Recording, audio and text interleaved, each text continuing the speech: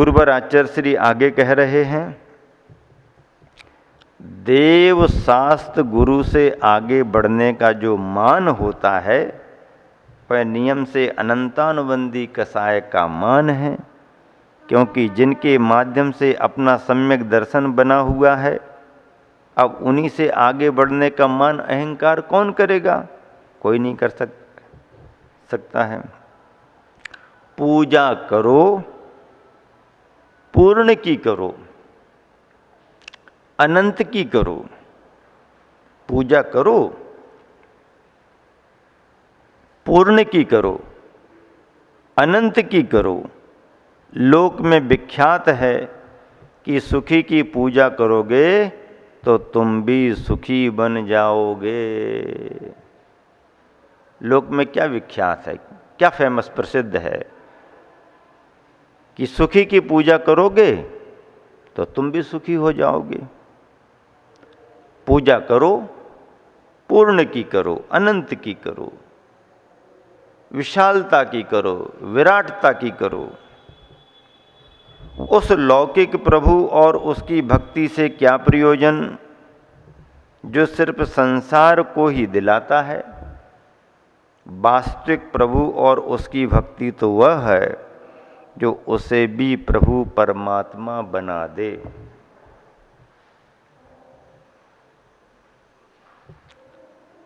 लौकिक प्रभु और उसकी भक्ति से क्या प्रयोजन जो संसार ही दिलाता है?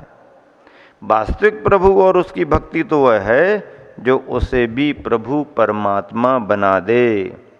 भगवान की पूजन करने से हमें बहुत कुछ उपलब्ध होगा, ऐसा भाव नहीं करना, यानी फल के प्रति है बुद्धि हो, ना कि पूजा के प्रति। पूजा के प्रति है बुद्धि नहीं रखना, पूजा के फल के प्रति है बुद्धि रखना। मैं पूजा कर रहा हूँ, इसका फल ये मिले, इसका फल ये मिले, इसका फल ये मिले, ऐसी भावना नहीं। पूजा के प्रति विशुद्ध भाव, पूजा को लगाव के रूप में करें। पूजा में है बुद्धि नहीं, लेकिन पूजा का फल ऐसा मिले वैसा मिले, इसके प्रति है बुद्धि रखें। तुम पूजा करोगे तो उसका फल तो मिलेगा ही मिलेगा।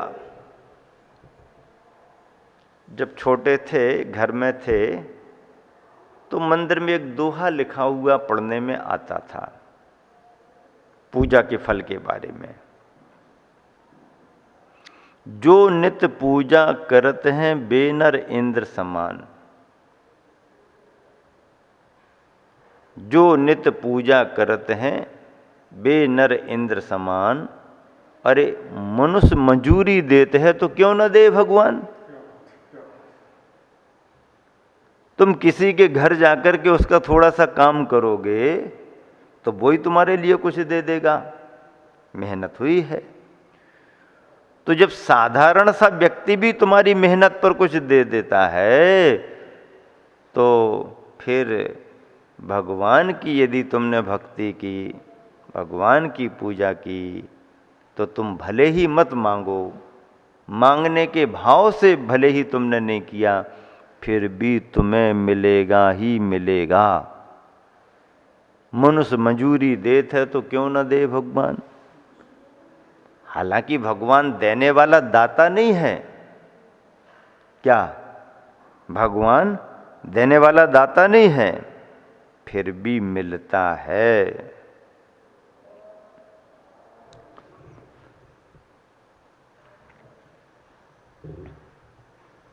अगला है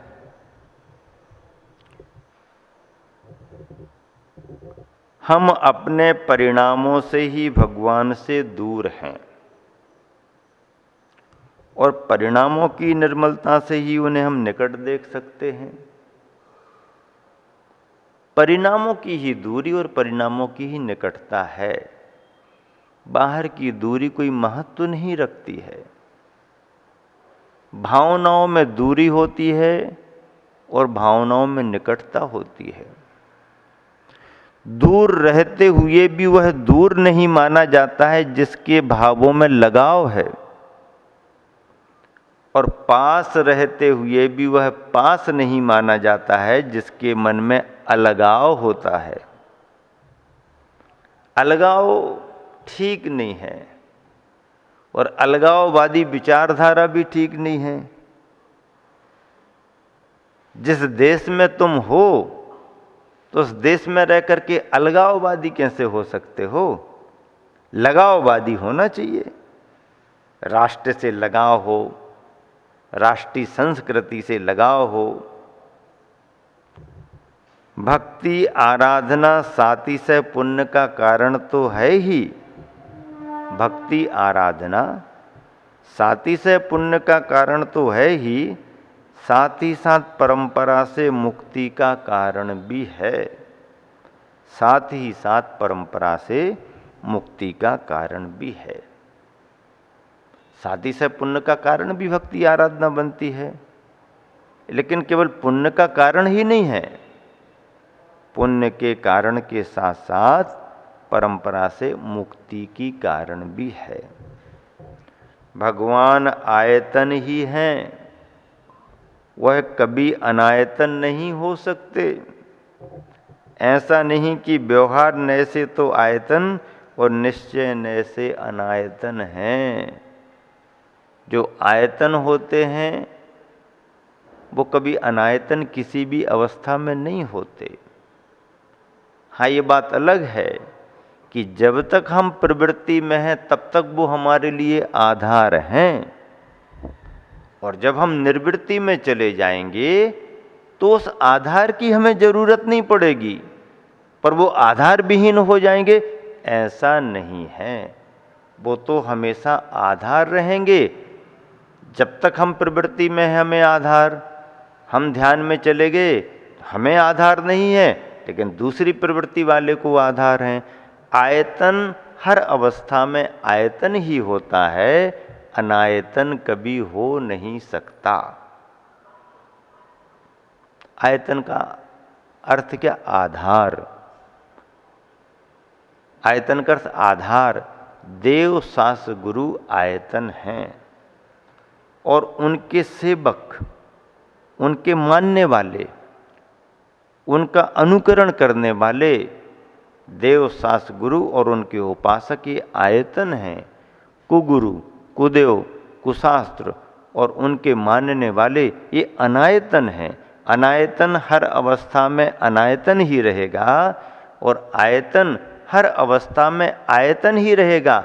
हाँ, उसमें फर्क आएगा। जो प्रवृत्ति में है उसके लिए उस अवस्था तक आयतन है, और जब वह ध्यान में लीन हो जाएगा तो उसके लिए अब आधार नहीं है, लेकिन वो आधार तो बाकी सभी के लिए हैं ही। भले ही हमारी दृष्टि कैसी हो, पर जो साधन सम्यक्त्व का कारण है वह साधन कभी किसी भी परिस्थिति में मिथ्यात्व पोषक नहीं हो सकता। बहुत अच्छी बात, अच्छे तरीके से स्पष्ट की गई है।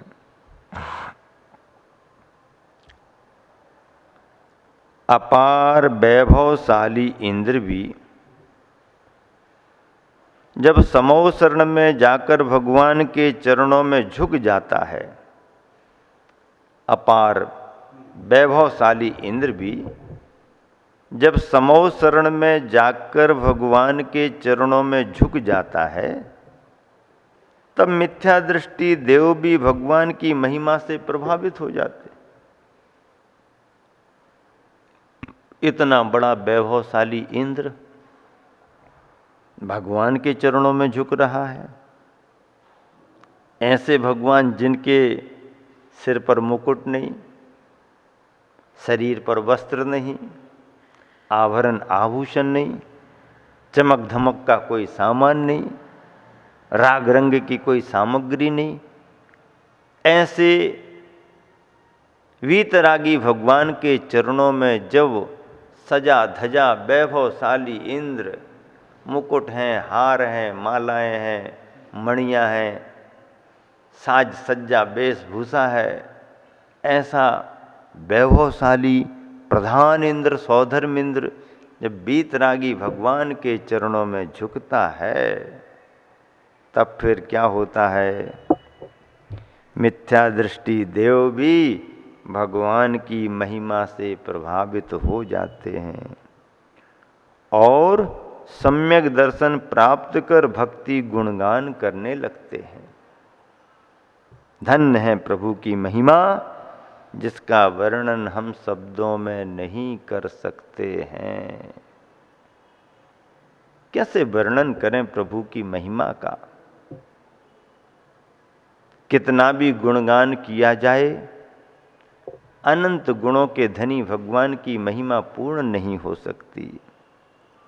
इसलिए गुरुदेव आचार्य श्री ने दोहे में लिखा है, शरण चरण हैं आपके, तारण तरण जहाज, भव दधि तट तक ले चलो, करुणा कर जिन राज। करुणा कर जिन राज, करुणा कर जिन राज। वाह भाई वाह। शरण चरण हैं आपके, आपके चरणों की शरण में हैं, और तारन तरन आप जहाज के समान हो। जहाज को तारन तरन क्यों कहा? क्योंकि पानी में जहाज भी पार होती है और जहाज में बैठने वाले भी पार होते हैं। जहाज स्वयं पार होती है और बैठने वालों को भी पार लगाती है।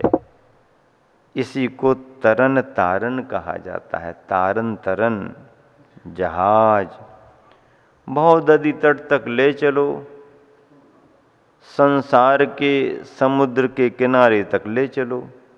भवदधि भवोदधि तट तक, किनारे तक ले चलो। कौन?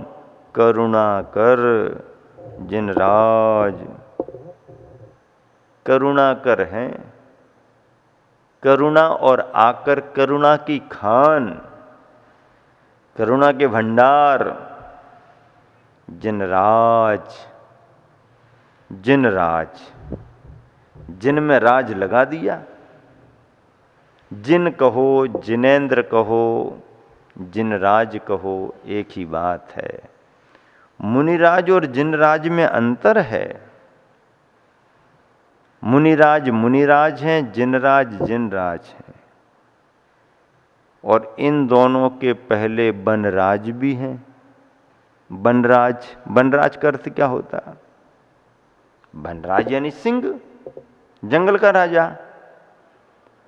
महावीर भगवान की कहानी में आया है कि महावीर भगवान जिनराज तो बने, लेकिन जिनराज बनने के पहले भव भवांतरों में वे मुनिराज भी बने, और मुनिराज बनने के पहले भव भवांतरों में बनराज भी बने। बनराज से जिनराज बनने की कहानी है महावीर की। महावीर की कहानी बनराज से जिनराज बनने की है। भील से भगवान बनने की कहानी है। भील से भगवान बनने की कहानी है। कंकर से शंकर बनने की कहानी है, और बनराज से जिनराज बनने की कहानी महावीर की कहानी है। बहुत बड़ी बात। इसीलिए कहा है, भवदधि तट तक ले चलो, करुणा कर जिनराज। हे जिनराज, भव्य आत्माओं के लिए समुद्र के उस पार किनारे तक ले चलो। सामान्य भक्त तो ऐसा निवेदन करता ही है भक्ति में, बल्कि बड़े बड़े साधना संपन्न मुनिराज भी भगवान की भक्ति में ऐसा ही निवेदन करते हैं। भगवान, आपने अनगिन भव्यात्माओं को संसार सागर से पार कर दिया, हमारे को भी पार करा दो, आपके निमित्त से हमारा भी कल्याण हो, ऐसी भावना है। और यह भक्ति का मार्ग प्रशस्त अनुराग का मार्ग है, जिसे हम सर्वथा हे नहीं कह सकते हैं, सर्वथा हे नहीं कह सकते हैं और सर्वथा उपादेय भी नहीं कह सकते हैं। सर्वथा उपादेय कहें तो भी सिद्धांत में बाधा आएगी और सर्वथा हे बताएं तो भी बाधा आएगी। तात्कालिक उपादेय है, अर्थात जब तक हम स्वयं भगवान नहीं बन जाते हैं तब तक भक्ति की उस अवस्था में भगवान की भक्ति उसके लिए उपादेय है। और यह भगवान की भक्ति एक दिन स्वयं उस भक्त को अपने स्वरूप में लीन करा करके स्वयं भगवान बना देती है। इस तरह की यह दार्शनिकता, इस तरह के ये विचार, इस तरह का यह चिंतन सागर बूंद समय के बोध वाक्यों में कूट कूट करके भरा हुआ है। आप सभी का सौभाग्य है, आप सबके सौभाग्य से यहाँ पर ये सभी सुनने को मिल रहा है। इसी शुभ भावना से विराम देता हूँ। शीतल धाम बिहार न्यास समिति के अध्यक्ष आ गए हैं और एक बहुत बड़े नेतृत्व को लेकर के समाज में चल रहे हैं। बहुत बहुत आशीर्वाद है उनके लिए। और आज सागर बूंद समय के स्वाध्याय में वो भी उपस्थित हुए हैं। महावीर भगवान की जय।